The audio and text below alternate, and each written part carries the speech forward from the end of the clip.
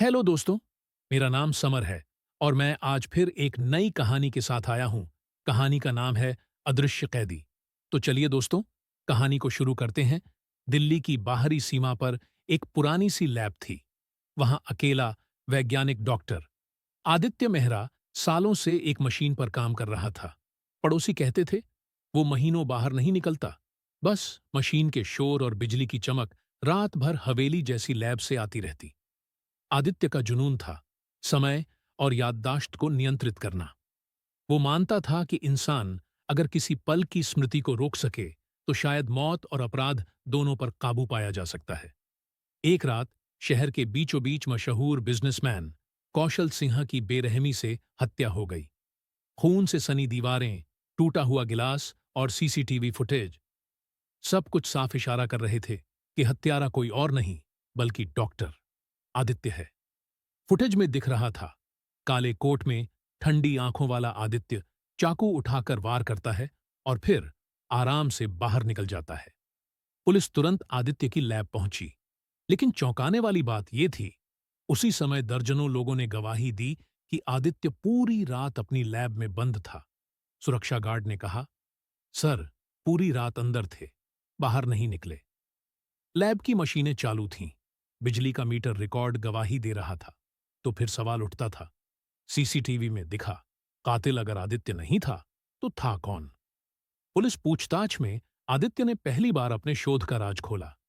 मैंने एक ऐसी मशीन बनाई है जो इंसान की याददाश्त का समय रोक सकती है। इसका मतलब अगर मैं किसी खास पल को रोक दूं तो उस पल से एक परछाई पैदा हो सकती है। वो परछाई मेरे जैसी दिखेगी, चलेगी, बोलेगी, लेकिन उसकी आत्मा नहीं होगी। वो सिर्फ एक अधूरा इंसान होगा। पुलिस हैरान रह गई। क्या सच में कोई इंसान अपनी परछाई से जुर्म करवा सकता है? कुछ ही दिनों में शहर में कई और अपराध हुए। हर जगह सीसीटीवी में वही चेहरा, वही चाल, वही आदित्य। लेकिन आदित्य हर बार अपनी लैब में मौजूद होता।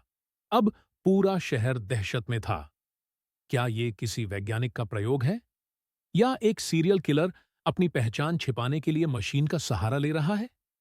केस की जांच इंस्पेक्टर राघव को सौंपी गई। राघव तेज दिमाग वाला लेकिन बेहद शकी इंसान था। उसने आदित्य से कहा, अगर तुम्हारी परछाई सच में मौजूद है तो वो किसके इशारे पर काम कर रही है? क्योंकि कोई तो है जो उसे काबू कर रहा है। आदित्य ने जवाब दिया, मैंने कभी किसी परछाई को बाहर नहीं निकाला। अगर वो बाहर आई है तो शायद मशीन ने खुद मेरे डर और गुस्से को शरीर दे दिया है। राघव ने चुपचाप सोचा, तो असली कातिल या तो ये वैज्ञानिक खुद है या फिर उसका अंधा जुनून। राघव ने योजना बनाई। एक रात उसने आदित्य को उसकी लैब में बंद कर दिया और बाहर छिपकर निगरानी की। आधी रात को अचानक लैब से मशीन की गूंज सुनाई दी। दरवाजा अपने आप खुला और बाहर निकला वही आदित्य की परछाई। काली आंखें, बिना किसी भाव के चेहरा। परछाई सीधे शहर की ओर बढ़ी। राघव पीछा करता रहा और ठीक 2 बजे परछाई ने फिर एक हत्या की कोशिश की। लेकिन इस बार राघव ने गोली चला दी। गोली लगते ही परछाई गिर पड़ी, लेकिन जैसे ही उसका शरीर जमीन पर टकराया वो धुएं में बदल गया और हवा में विलीन हो गया। राघव तुरंत लैब भागा और देखा कि असली आदित्य मशीन से बुरी तरह घायल पड़ा है। उसने कहा, जब तुमने उसकी छाती में गोली मारी दर्द मेरे दिल तक आया, क्योंकि वो मैं ही था, मेरा अधूरा हिस्सा।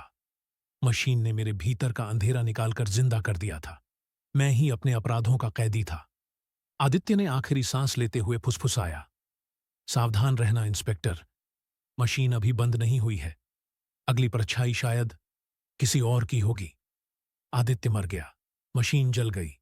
लेकिन कुछ ही दिनों बाद खबर आई, शहर के दूसरी ओर सीसीटीवी में इंस्पेक्टर राघव जैसा चेहरा दिखा जो अंधेरे में किसी को मार रहा था।